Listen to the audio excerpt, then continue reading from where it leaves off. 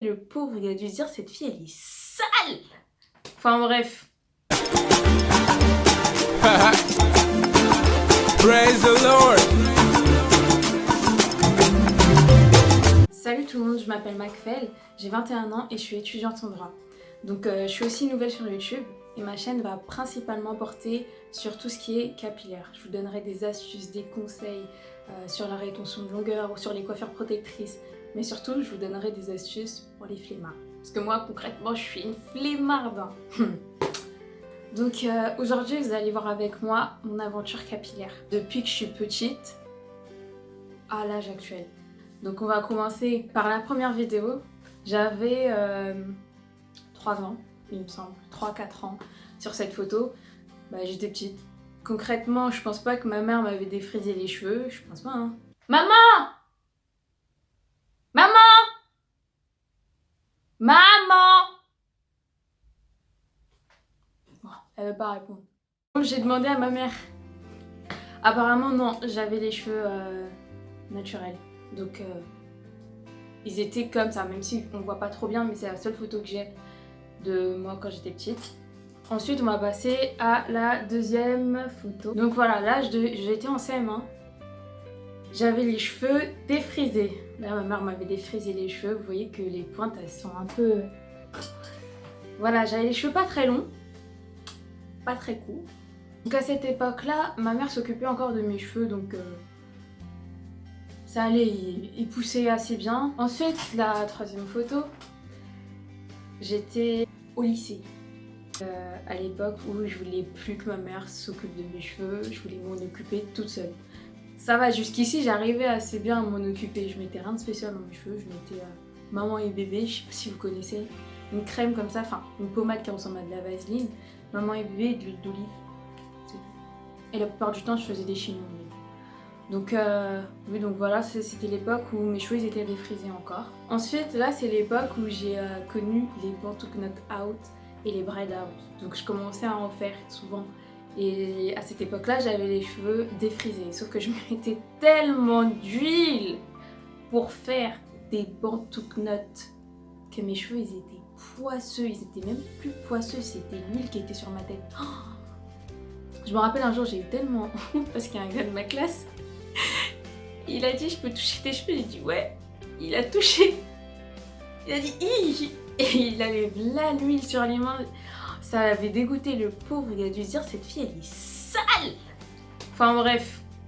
Je faisais n'importe quoi. Et du coup, vu que je mettais trop d'huile, quand vous mettez trop d'huile sur vos cheveux, et ça fait l'effet inverse. Ça va vous les assécher. Et donc, mes cheveux, ils ont commencé à devenir très très secs.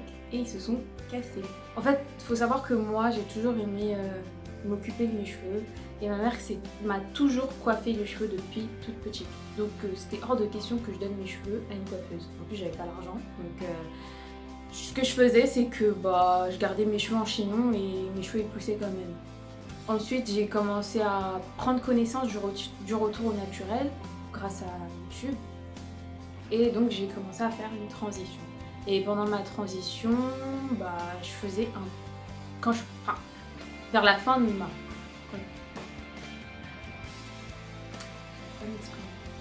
Donc, pendant ma transition, je faisais toujours des chignons. Et au bout d'un moment, j'ai commencé à faire des puffs. Donc voilà, vous allez voir. Je vais vous montrer les photos de puffs. Donc il faut savoir que mes puffs, ils étaient quand même assez énormes. Je sais pas, c'est pas pour faire la meuf, hein, mais franchement, je trouve qu'ils étaient quand même assez imposants. Et j'aimais pas les faire derrière. Du coup, j'aimais trop les faire en l'air. Donc on dirait que j'avais un gros champignon sur la tête.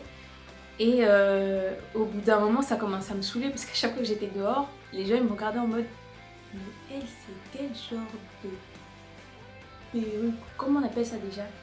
Voilà, c'est quel genre de postiche qu'elle est partie me mettre sur sa tête. En plus, non, les gens ils me regardaient trop mal dans la rue, donc j'ai commencé à me dire... Et c'était à l'époque où il n'y avait pas vraiment beaucoup de filles qui revenaient au naturel.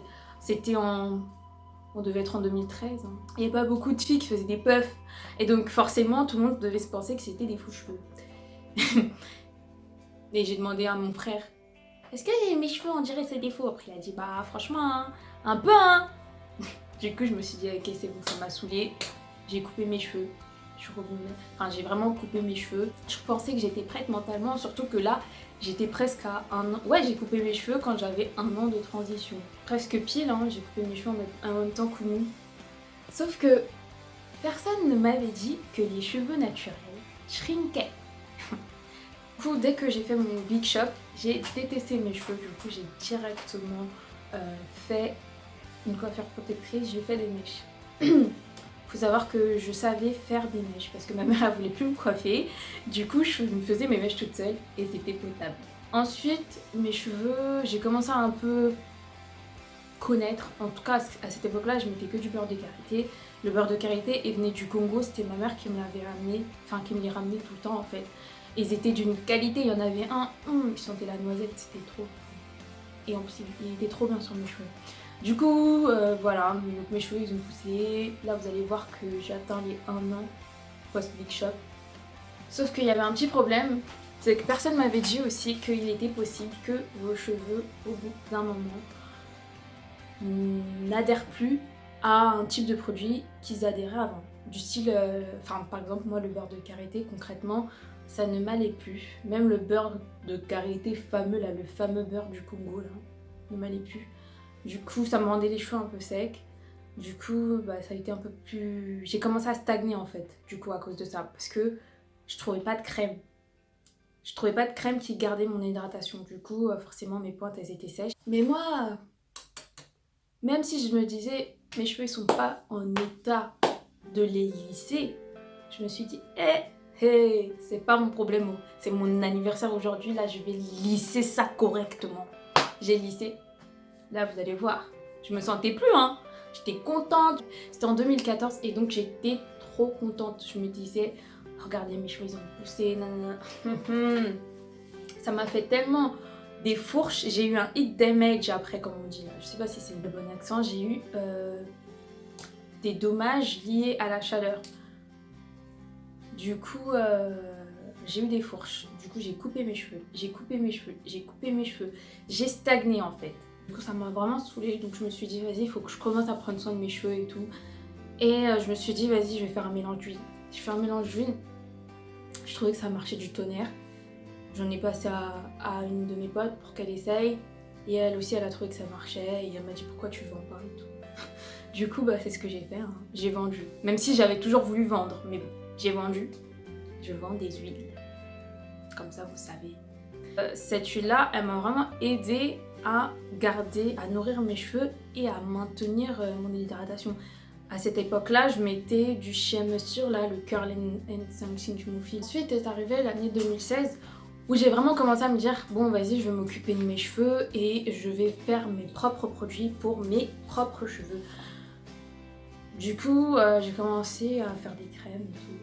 Et je trouvais que ça fonctionnait pas mal. Donc je les ai vendus. La meuf, elle veut tout vendre. Je vends tout. J'ai commencé ensuite à me lancer dans des idées de challenge. Donc ce que j'ai fait, c'est que je me disais, vas-y, je veux vraiment voir comment mes cheveux poussent normalement. Donc j'ai fait des coiffures protectrices avec mes propres cheveux. Donc vous allez voir, je faisais des vanilles. J'attachais aussi mes cheveux avec un foulard. J'aimais bien, d'ailleurs sur cette photo, j'utilisais tout le temps le foulard que j'avais acheté chez Huda Diamante. Donc je vous mettrai le lien en barre d'infos.